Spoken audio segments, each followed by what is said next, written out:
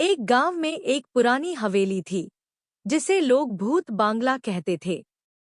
उस हवेली के बारे में कहा जाता था कि उसमें कुछ ऐसे घटनाएं होती थी जो समझ में नहीं आती थी।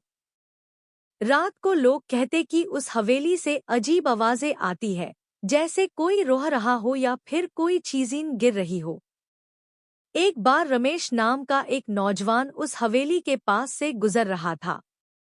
उसने अपने दोस्त से शर्त लगाई कि वो हवेली के अंदर जाएगा और सबको दिखाएगा कि भूत वगैरह कुछ नहीं होता।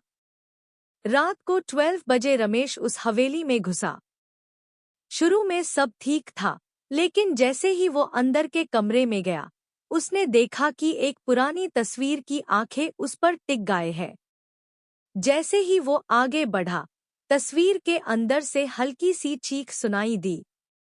रमेश ने सोचा कि शायद उसका वहाम होगा, पर तभी उसने महसूस किया कि कोई उसके पीछे खड़ा है। उसने पलट कर देखा, लेकिन वहां कोई नहीं था। तभी एक ठंडी हवा का झोंका उसके चेहरे से टकराया और कमरे का दरवाजा खुद बेखुद बंद हो गया। रमेश की सांसें तेज हो गई और उसने भगने की कोशिश की, लेकिन दरवाजा बाहर से ताला लगा था। तभी उसने एक धीरे से आवाज सुनी, तुम यहाँ क्या कर रहे हो?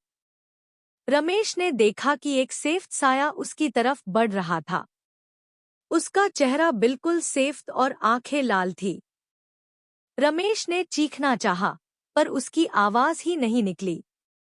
उसने बस अपने आप को एक कोने में छुपाने की कोशिश की।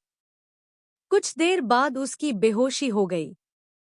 अगले दिन सुबह लोगों ने रमेश को हवेली के अंदर बेहोश पड़ा देखा। उसने सबको बताया